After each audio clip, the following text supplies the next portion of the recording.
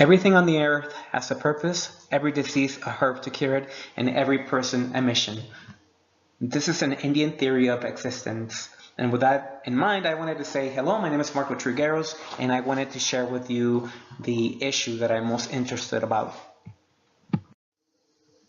You're talking to the newly appointed Director of Indian Health Services, and essentially what I'm going to try to do in this final paper is to write a letter with a strategy to the executive leaders of the Department of Labor, Health, and Human Services. This will be in regards of a new long-term strategy to improve recruitment retention at IHS sites for medical professionals. The mission of IHS is to raise the physical, mental, social, and spiritual health of American Indians and Alaska Natives to the highest level. Our goal is to assure comprehensive, culturally acceptable personal and public health services are available and accessible to American Indians and Alaska Native people.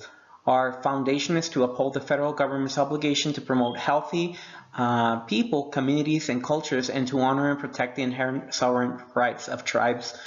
Some of the agency priorities in the past year have included assessing care, improving how to deliver services, addressing behavioral health issues, strengthening management, bringing healthcare quality expertise to IHS, and engaging with local resources. The focus for me today is to address possible solutions for the long-term challenge of recruitment and retention in the medical workforce at IHS sites. In staying true with the mission statement, I wanted to bring forward the health disparities that American Indian and Alaska Natives face compared with the general population. On the bottom right screen, you can see the differences in the manifestation of disease between the general population and the American Indian. To bring as an example, diabetes mellitus, that's 3.2 times likely that we're going to see it here in the American Indian population. The same is true with liver disease and pneumonia, sepsis, kidney disease, and mental health disease. And I believe strongly that this is probably related to the fact that we have a shortage of healthcare professionals. Just as an example, here you can see on the middle screen that physicians, there are 25% vacancies. Just put that into consideration. For doctors, 25% of the positions are vacant. You can't imagine how it's like for even more specialized care like mental health. On the bottom left corner, you can see the different rates in different parts of the country. Right now I'm living in the Four Corners area, and you can see there that it's up to 22 to 30% vacancies in the Navajo Nation. And so you can compare this with the added problem that most of the American Indians live in rural areas. And according to the National Center for Health Statistics, there were about 40 physicians per 100,000 compared to 53 physicians per 100,000 in urban areas. So essentially, what are the options that I am considering? Well, the IHS already is dealing with the recruitment and retention issue by either having specialty salary rates for certain healthcare professionals, but still there are a lot of challenges in offering competitive salaries for nurses, for example. There are programs for student loan repayments. There's professional development as a retention tool, for example, getting somebody who works at IHS site and training them for a specialization or a fellowship, or paying for their fellowship in hopes that they will return back and work a couple more years. There's housing subsidized by the government. There's scholarships, externships, internships, and residency rotations. Of note, research shows that professional residents that rotate through IHS sites are likely to stay and practice medicine in the area that they studied. Other strategies are webinars and career fairs to let people know of the opportunities at IHS sites, and finally telehealth services. Hiring of more nurse practitioners, PAs, temporary providers, also known as locums, and commission corps that alternate between locations so that physicians don't burn out. The New York College announced that it would begin to offer free medical education to its medical students.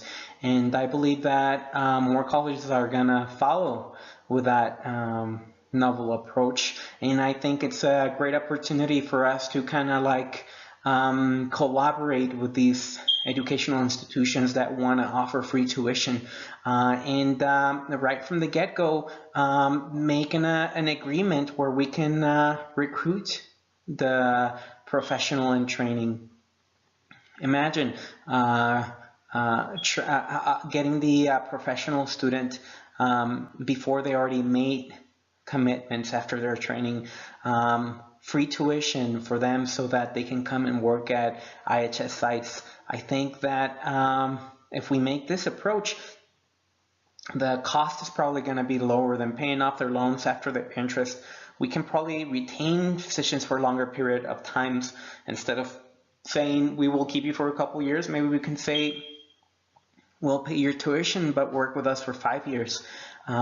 We can disseminate the information that there is a great need, great need for these students in IHS sites.